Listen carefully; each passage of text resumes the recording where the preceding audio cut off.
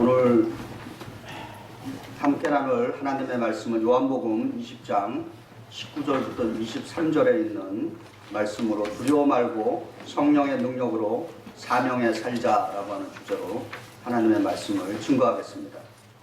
워싱턴에 가면은 에브라함 링컨이 사랑하던 성경이 보관되어 있다고 합니다. 근데 그 성경 속에 손때가 묻어서 아주 짓눌려 있는 손가락 자국이 있는 성경에 자국이 있답니다. 이분이 여러 번 같은 성경 구절에다가 손가락으로 눌러서 생긴 자국이라고 합니다. 그 말씀이 시편 34편 4절이라고 합니다. 시편 34편 4절에 내가 여호와께 간구하며 내게 응답하시고 내 모든 두려움에서 나를 건지셨도다라고 하는 말씀인 것입니다. 링컨은 남북전쟁과 관련된 이 모든 두려움을 십자가를 지신 주님의 은혜 안에서 이기려고 애를 썼다는 것을 알 수 있습니다. 우리의 인생은 불안과 두려움으로 가득 차 있습니다. 그래서 실존주의 철학자들은 인생을 불안이라고 그렇게 정의를 내렸습니다. 불안과 두려움에는 약간의 차이가 있는 것 같습니다. 불안이라고 하는 것은 일어나지도 않는 일에 대해서 괜히 이유 없이 근심하고 걱정하는, 사서 걱정하는. 그러나 두려움은 분명한 대상이 있어서 무서워하는 것입니다.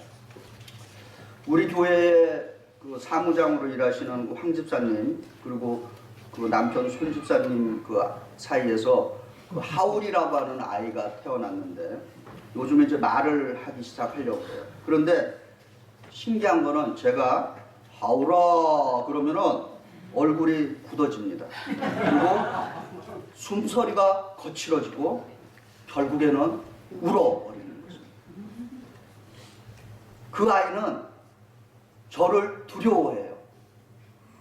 불안해하는 것이 아니라, 그래서 한번 실험을 해봤습니다. 그 집에서 태블릿을 놓고 아이패드를 통해서 그 아이와 제가 얼굴을 보고서 제가 하울아 그랬더니 화면을 보고도 저를 보고 울더라고요. 두려운 존재인 것입니다.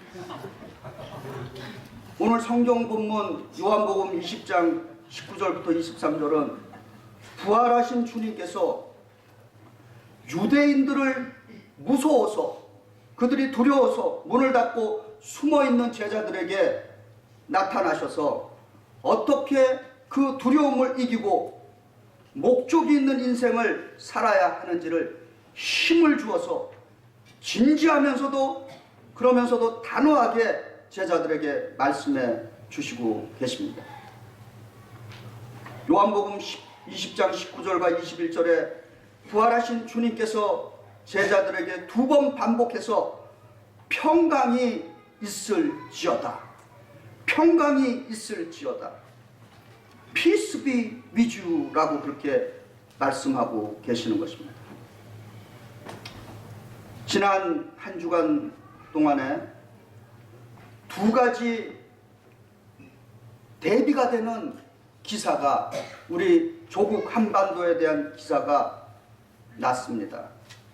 한 분은 텍사스 대학에서 가르치는 제레미 술이라고 하는 교수가 뉴욕 타임즈에다가 Bomb North Korea before it's too late.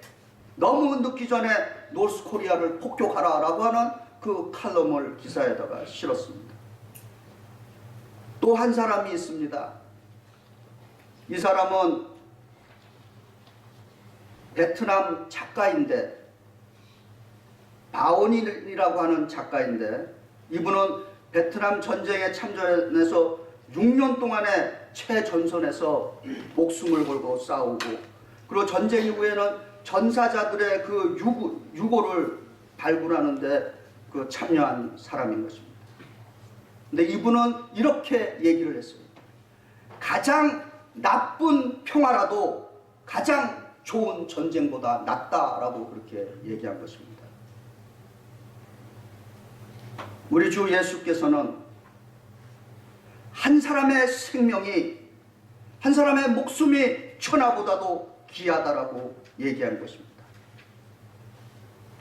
예수님은 천하보다도 더 귀한 것이 목숨, 생명이라고 선언하시고 있습니다. 그래서 우리 믿음의 사람들은 어떠한 여건에 처한다 할지라도 우리 조국을 생각할 때 폭력이 아니라 평화의 통일을 위해서 힘써야 될 줄 믿습니다. 예수님이 제자들에게 첫 번째 말씀하신 평강이 있을지어다 라고 하는 이 말씀에는 두려움을 제거하고 부활한 자신을 확인시켜 주시는 위로와 평강의 말씀인 것입니다. 또한 예수님이 제자들에게 두 번째 말씀하신 평강이 있을지어다 라고 하는 이 말씀에는 그의 제자들에게 용기와 희망을 주는 확신이 있는 말씀인 것입니다. 오늘 이 예배를 통해서 우리 인생에, 그리고 이 세상에 주의 이 약속된 평강이, 평화가 임하길 축복합니다. 요한복음 20장 21절에 또 예수님이 이렇게 말씀하십니다. 아버지께서 나를 보내신 것 같이 나도 너희를 보내노라. 제자라고 하는 말은 아포스톨로스, 보내심을 받은 자라고 하는 뜻인 것입니다. 요한복음 17장 18절에서 예수님께서 아버지께서 나를 세상에 보내신 것 같이 나도 너희를 세상에 보낸다 라고 그렇게 말씀하고 있습니다. 보낸다라고 하는 이 말이 바로 선교라고 하는 말인 것입니다. 이 미션이라고 하는 말은 라틴어 미토라고 하는 말에서 파생된 건데, 이 선교라고 하는 이 말뜻에는 하나님의 보내심을 잊고 나가서 복음을, 굿뉴스를, 십자가에서 승리하신 예수 그리스도의 복음을 전하는 것을 선교라고 정의할 수 있는 것입니다. 전도, 우리는 전도라고 하는 말을 많이 듣습니다. 그러나 이 전도와 선교라고 하는 그 말 뜻에는 사실 동의어로 사용되고 있고, 이 선교라고 하는 이 큰 우산 속에 전도라고 하는 개념이 들어있는 것입니다. 전도와 선교는 하나님이 원하시고, 우리 주 예수가 원하시고, 성령님이 원하시고 기뻐하시는 일이신 것입니다. 주님이 우리 인생들을 위해서 디자인해 주신 내용인 것입니다. 전도와 선교는 주님이 작곡한 기쁨의 노래인 것입니다. 전도와 선교는 주님이 경영하시는 하나님의 나라인 것입니다. 우리가 이 땅에 살아가는 목적이 있습니다. 그 목적은 하나님의 목적, 예수님의 목적, 성령님의 목적. 우리는 그분의 목적을 이루기 위해서 이 땅에 보냄받은 사람들인 것입니다. 이 말씀에 영적인 귀가 열리시길 축복합니다. 우리는 보내심을 받은 자로서의 사명을 성취하기 위해서 살아야 하는 것입니다. 특별히 저희가 7월 케냐 단기 선교, 우리 교회 창립 92주년을 맞이하면서 우리 교회 역사적인 순간으로 그동안에 많은 간접 선교를 참여했지만은 우리 뉴욕 한인교회의 이름으로 이제 92주년을 기념하면서 저 멀리 아프리카로 가고자 합니다. 특별히 오늘 이 시간에는 어떤 한 사람의 인생이 단기 선교를 통해서 바뀜으로 말미암아 그가 얼마나 큰 영향력을 미치며 지금 현재 삶 속에 성실하게 살아가고 있는지 한 분의 선교의 간증을 잠깐 듣고자 합니다. 이분의 이름은 김현철 형제인 것입니다. 김현철 형제는 연세대학교 그 메디컬 닥터예요 원래. 지금 현재도 닥터로 일하고 있고. 그리고 이제 콜롬비아에서 경제학 박사를 하고 이제 코넬 대학에 그 경제학 교수로 이제 가서 가르치게 됩니다. 이분의 인생이 어떻게 해서 이렇게 의사에서 메디컬 닥터에서 또 경제학을 가르치는 사람으로 이렇게 바뀌었는지에 대해서 이 시간 잠깐 나와서 그분의 간증을, 선교 간증을 듣는 시간을 갖겠습니다. 우리 김현철 형제님 나오셔서 이 자리에서 간증해 주실 것 같습니다.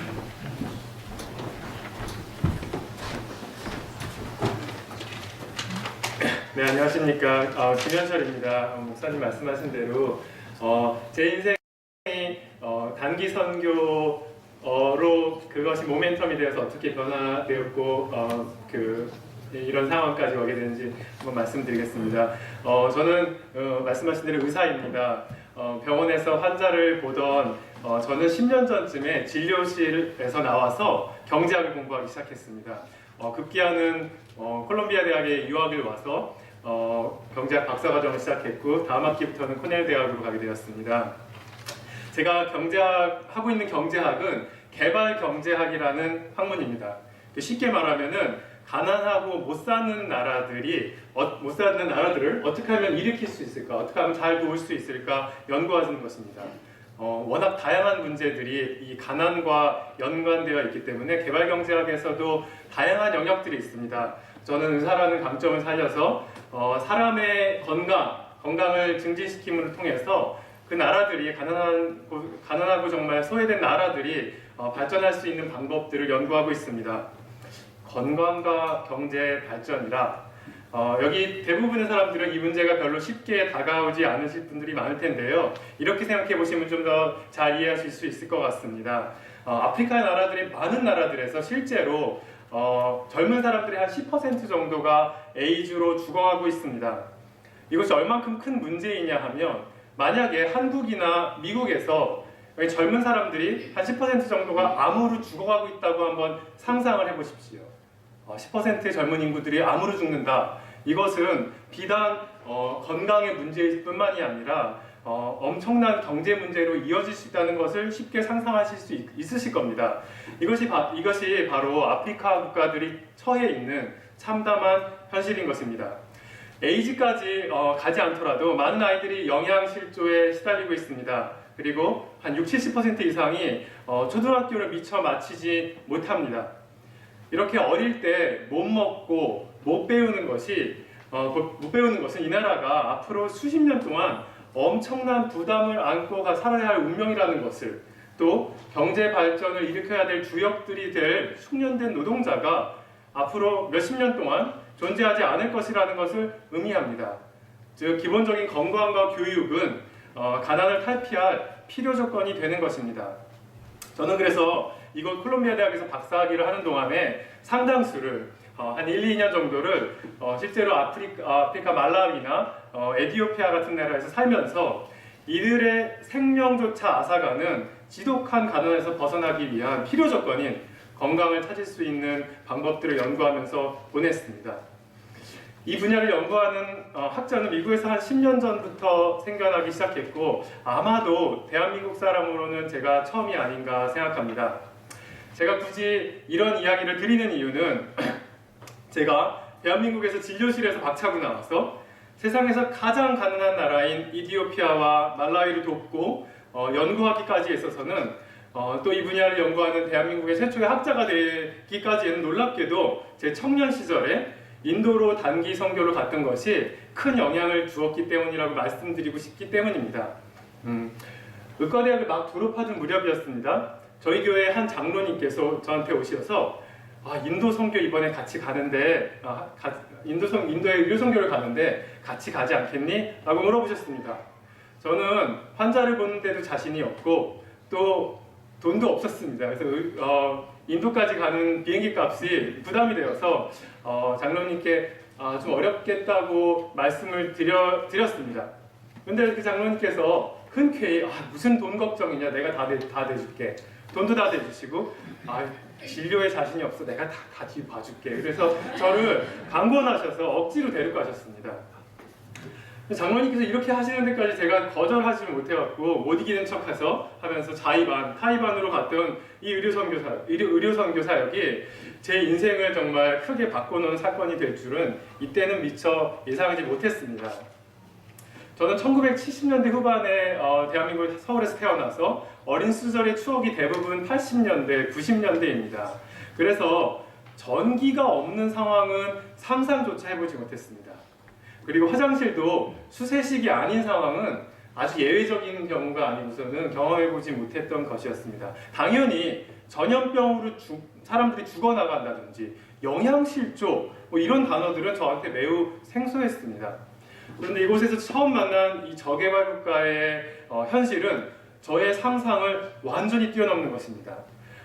백문이 불여일견이란 말이 저는 왜 나왔는지 그때 처음 느낄 수 있었습니다. 또한 저는 이곳에서 선한 사마리아인의 비유를 떠올리지 않을 수 없었습니다. 누가복음 10장에서 하나님을 사랑하고 이웃을 사랑하는 것이 율법의 핵심임을 이해한 율법사가 예수님께 이렇게 묻습니다. 그렇다면 과연 우리의 이웃이 누구입니까? 아마도 이 율법사는 이웃의 개념이 자기 친척 혹은 자기와 가까운 사람들이 연관된 사람, 가까운 사람들이라고 예상했던 것 같습니다.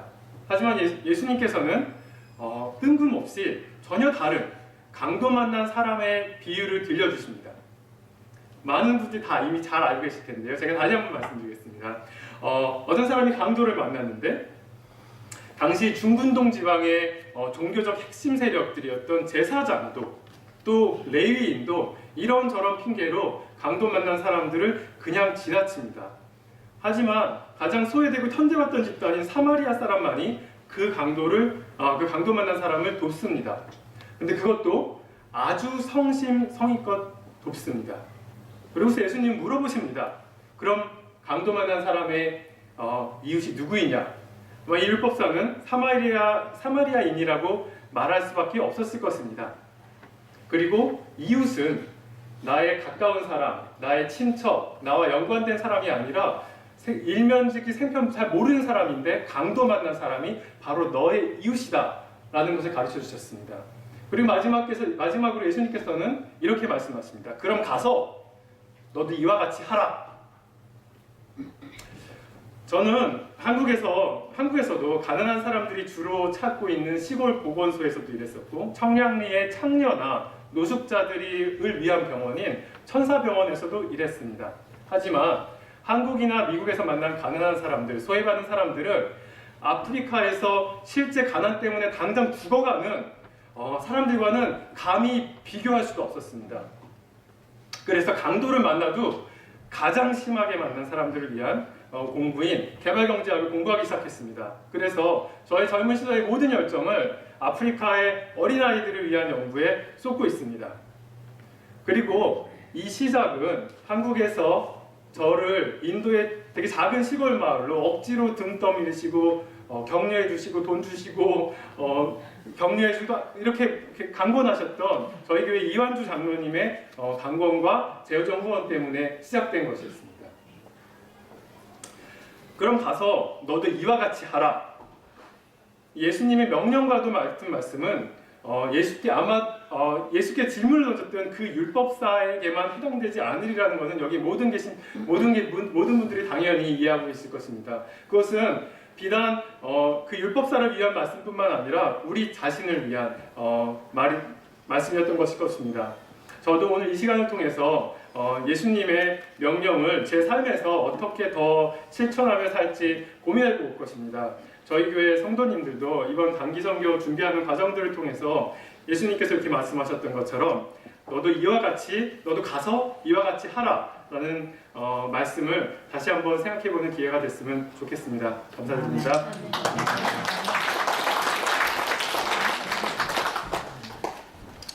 감사합니다. 오늘 또 주님께서 요한복음 20장 22절에 이렇게 약속해 주십니다.